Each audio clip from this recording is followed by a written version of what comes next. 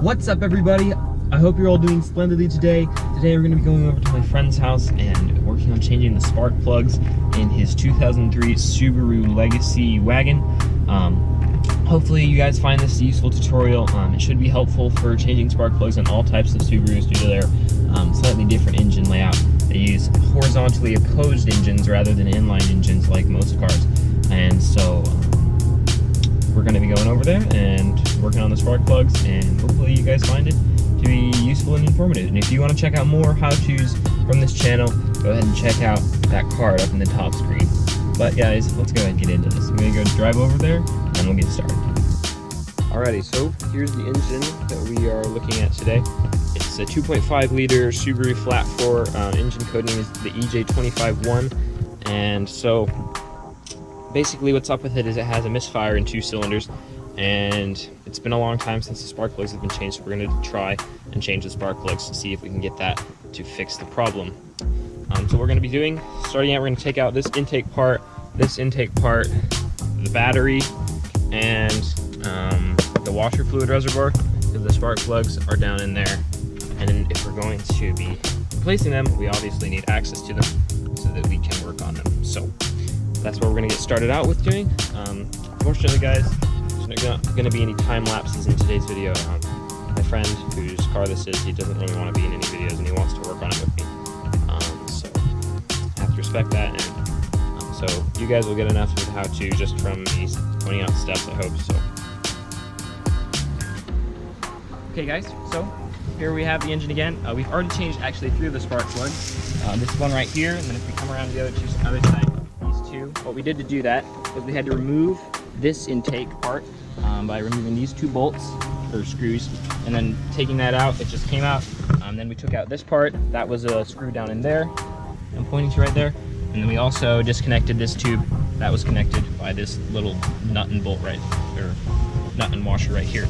So now that I know what I'm doing, because I've never done this before, it's the first time I've tried, I'm going to go ahead and show you guys how you would change the spark plug. What we're going to start out with with the boot like this. You're just going to pull it off like that. It may take a little bit more force. I pre-loosened that one. Inspect the boot, make sure there's no oil on it or anything. This one looks pretty good, so I'm going to let that hang for a moment now.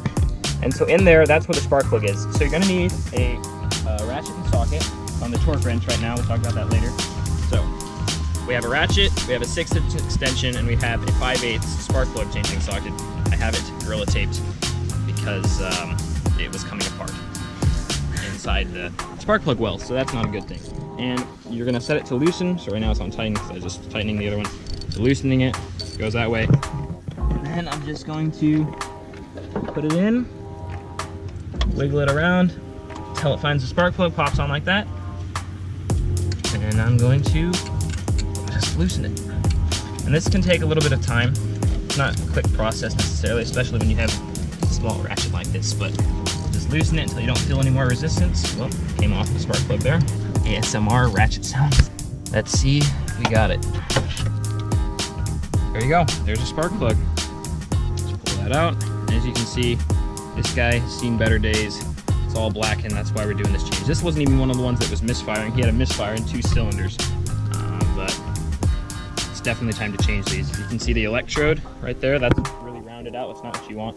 I'll show you on a good plug what the electrode's supposed to look like. What your good spark plug's gonna look like, as you can see, is nice and clean, and that electrode is super sharp to a tiny little point.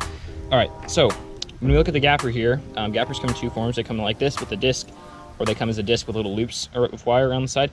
And we're gonna look at the 0.040 marking, and then we're gonna go 4 ticks this way because the gap that we need is 0.044. So I'm gonna slide the spark plug on. If we can line it up and it's snug, and that means that we've gapped it properly. So I'm just gonna slide that off. Should be able to slide it on and off from that point. And yeah, now we're going to take our same socket wrench and put it in that way, and we'll be good to go.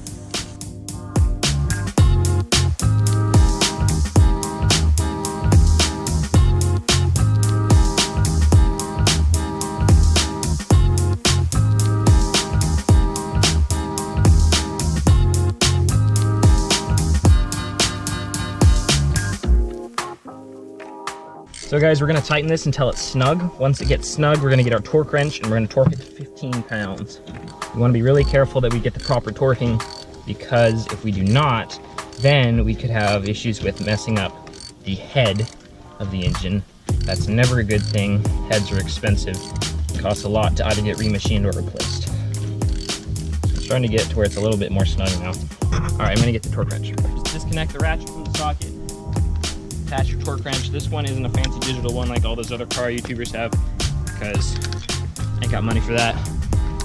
Basically, we're just gonna slide this down there into the socket, wiggle it around until it pushes onto the plug. And we're gonna look at this gauge here, and we're going to be pushing it until it lines up with that 15. There we go, hold that out of the way.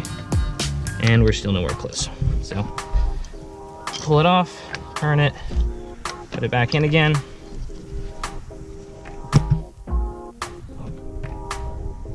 Getting a little closer, one more turn, and we'll have it. There we go. Just like that, guys. And now that we got the plug screwed in sufficiently, we're gonna take the boot. Again, you wanna do these one at a time so that you don't mess up the boot order.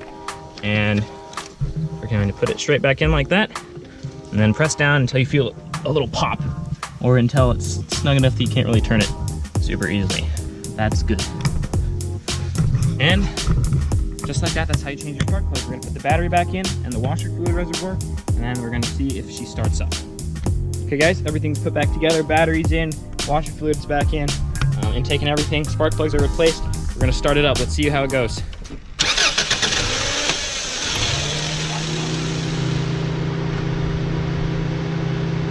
Uh-oh, turn it off.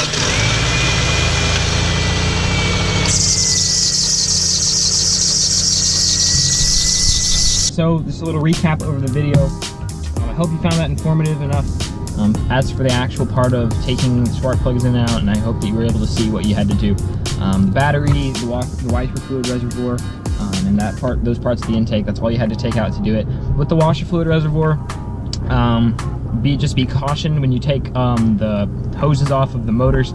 They do leak, and so you need to make sure you have something to plug those with. But other than that, that was the only hiccup we encountered with taking that stuff out. As you saw in that last clip, the car did start. We took it around the block. It runs dramatically better. Before, he had a lot of issues with it. It was sputtery, it was slow, it shook a lot, it had a lot of issues. And so like I said, we had a code reader check, and it said he was having a problem with the catalyst, so the catalytic converter, and spark plugs in 2 and 3. And so we replaced the spark plugs, put the battery back in, taking the battery out and putting it back in, that resets the engine, or the ECU, and resets all the codes. The check engine light did not come back on. He had a check engine light on that car for about a year now. So we were able to fix that, and the car also runs much better. Before, like I said, it was really bad. It sputtered, it clunked, it made booming noises. But now it runs smoothly, relatively speaking. I mean, it's not a perfect vehicle still. It's a bit of an issue with something on the drive belt right now, but it's so much better, and I'm so happy that I've been able to fix that. And that I was able to make this video for you guys to enjoy and watch, and hopefully learn something about replacing spark plugs on a flat 4 Subaru engine.